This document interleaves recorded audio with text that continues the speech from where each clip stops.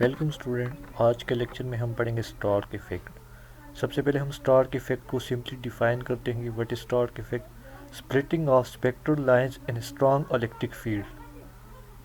अगर हम किसी एटम्स जब हम एटम्स को इलेक्ट्रिक फील्ड में रखेंगे तो उनकी जो स्पेक्ट्रल लाइंस होगी वो स्प्लिट अप हो जाएगी।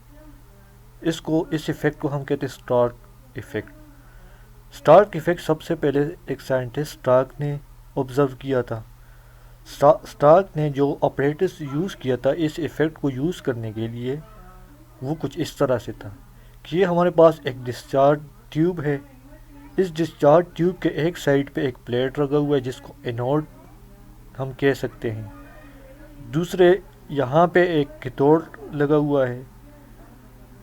एनोड को एक बैटरी के पॉजिटिव टर्मिनल के साथ कनेक्ट किया हुआ है। इसी तरह कैथोड को एक नेगेटिव टर्मिनल के साथ कनेक्ट किया हुआ है। यहाँ पे एक फिलामेंट एफ लगाया हुआ है और इस फिलामेंट को एक दूसरे बैटरी के नेगेटिव टर्मिनल के साथ कनेक्ट किया हुआ है। अब इस डिस्चार्ज ट्यूब के अंदर जो, अगर हम मान लें कि यहाँ पे हाइड्रोजन गैस है, तो वो हाइड्रोजन गैस इस डिस्चार्ज ट्यूब के अंदर आयनाइज हो जाएगी। उसमें इलेक्ट्रॉन अलहदा हो जाएंगे और उसका जो मीन्स के हाइड्रोजन एटम जो है वो आयनाइज हो जाएंगे, उससे इलेक्ट्रॉन अलहदा हो जाएंगे।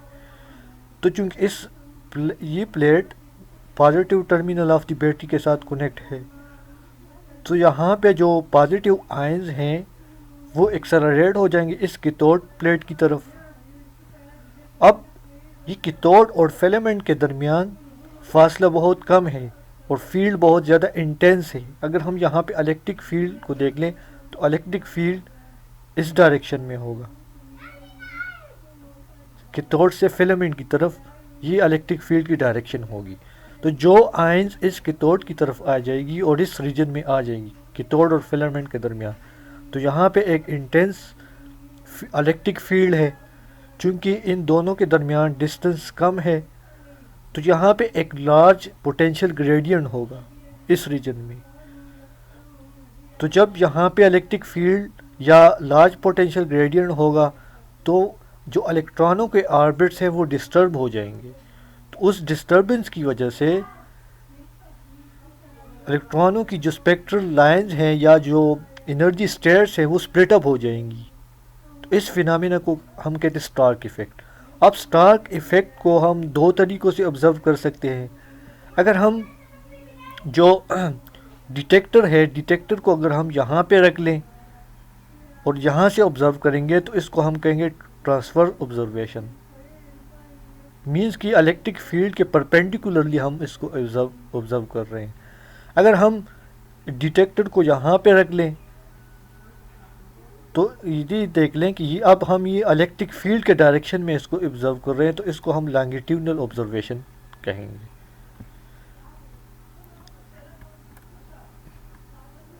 अब इस स्टार्क इफेक्ट के जो मेन पॉइंट्स हैं वो क्या हैं कि spectral lines of hydrogen were splitted into number of sharp component which are polarized. Some are polarized along the electric field which are called pi component, and some are polarized perpendicular to the electric field which are called sigma component. तो जो spectral lines मुख्तलिफ components में split होंगी वो polarised होंगी। कुछ ऐसे होंगी जो कि इलेक्ट्रिक फील्ड की डायरेक्शन में पोलराइज होंगी जिसको हम पाई कंपोनेंट कहेंगे, और कुछ इलेक्ट्रिक फील्ड के परपेंडिकुलर डायरेक्शन में पोलराइज होंगी जिसको हम सिग्मा कंपोनेंट कहेंगे।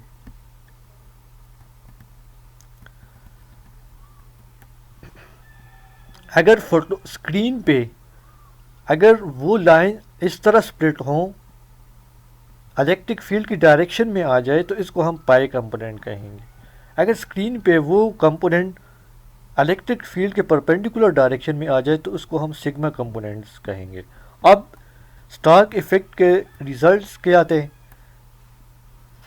पहला रिजल्ट ये था कि every spectral line split up into sharp components, कि हर एक स्पेक्ट्रल लाइन जो कि बामर सीरीज़ ने डिटरमिन किया था वो हर लाइन शार्प कंपोनेंट्स में स्प्लिट होगी।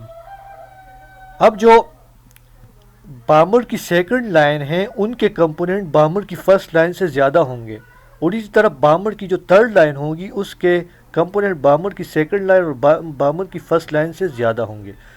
मीन कि जब हम क्वांटम नंबर n इंक्रीज़ करेंगे तो उसके लिए कंपोनेंट्स की तादाद ज़्यादा होती जाएगी। अब इसका हम क्वांटम मैकेनिकल ट्रीटमेंट देखते हैं, मैथमेटिकल ट्रीटमेंट या क्वांटम मैकेनिकल ट्रीटमेंट। अगर हम कंसिडर कर लें कि external field is constant over a region of atomic dimension and is directed along the z axis. अगर हम इलेक्ट्रिक फील्ड को ऐसा अप्लाई कर लें कि उसका इफेक्ट किसी एटॉमिक डायमेंशन में कांस्टेंट हो, मींस कि हम स्टैटिक फील्ड यहाँ पे कंसिडर कर रहे हैं, अगर वो जेड डायरेक्शन में हो तो energy due to this field is, energy हमारे पास इस फील्ड की वजह से ये होगी E small E into capital E into G. यहाँ पे ई जो है ये इलेक्ट्रिक फील्ड है, ठीक है, ये इलेक्ट्रिक फील्ड है और ये चीज़ फोर्स के इक्विवेलेंट है। जब इसके साथ जेड आ जाएगा तो ये इसके डायमेंशन एनर्जी के हो जाएंगे।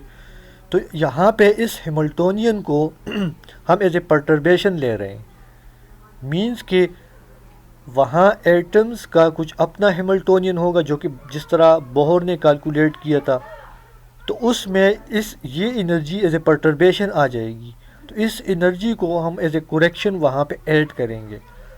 अब इस परटर्बेशन की वजह से एनर्जी स्टेट्स में क्या करेक्शन हो सकती है, तो हम वो परटर्बेशन थ्योरी यूज़ करके वो हम फाइंड करेंगे। तो सबसे पहले हम बात करते हैं लीनियर स्टार्क इफेक्ट की। अब अगर हम ग्राउंड स्टेट ले लें तो ग्राउंड स्टेट को हम यूँ लिख सकते हैं साई एन एल एम, और ग्राउंड स्टेट में हम ये एन की जगह 1 पुट कर लेंगे और एल की वैल्यू 0 आ जाएगी और इसी तरह एम की वैल्यू 0 आ जाएगी। तो ग्राउंड स्टेट हमारे पास ये आ जाता है। अब जब हम first order correction to energy करेंगे तो आप लोगों ने परटर्बेशन थ्योरी में पढ़ा होगा या आगे पढ़ेंगे, तो first order correction to energy हम इस तरह लिखेंगे। यहाँ पे ई के ऊपर जो 1 लिखा है इसका मतलब है फर्स्ट ऑर्डर करेक्शन, और 100 का मतलब है इट इज़ ग्राउंड स्टेट। तो ई चूँकि इलेक्ट्रॉन पे चार्ज है और यहाँ पे ये ई इलेक्ट्रिक फील्ड की स्ट्रेंथ है, ठीक है, तो ऊपर वाले हैमिल्टोनियन में अगर कोई चीज़ वेरी करता है तो वो जेड है। तो हम इस ग्राउंड स्टेट को इस जेड के दरमियान, इस ग्राउंड स्टेट को हम जेड में सैंडविच कर लेंगे। यहाँ पे ये इसको ब्रैकेट नोटेशन कहते हैं। तो इसको हम इस फॉर्म में भी लिख सकते हैं, इंटीग्रेशन फॉर्म में ये इस तरह आ जाएगा। अब यहाँ पे एक बात नोट कर लें कि जो हैमिल्टोनियन है परटर्बेशन की, उसकी एक ऑड पैरिटी है। अब ऑड पैरिटी से क्या मतलब, ऑड पैरिटी को यहाँ पे आप लोग समझ लें कि ऊपर वाले हैमिल्टोनियन में जो कि यहाँ पे ये है z, अगर z की मैं साइन चेंज कर लूँ, ठीक है, अगर h हैमिल्टोनियन जो है वो z का फंक्शन है, तो अगर मैं उसमें -z रख लूँ, ठीक है, तो यहाँ पे z के साथ माइनस आ जाएगा, तो इसको हम यूँ लिख सकेंगे। तो यहाँ अगर माइनस साइन को इग्नोर कर ले तो यहाँ पे ये चीज़ किसके बराबर है, ये h बार z के बराबर है। तो ऐसा हैमिल्टोनियन या ऐसा ऑपरेटर जिसके कोऑर्डिनेट को अगर हम माइनस साइन से रिप्लेस कर ले और वो equal to the minus of original Hamiltonian आ जाए, तो उसको हम कहते हैं कि हैमिल्टोनियन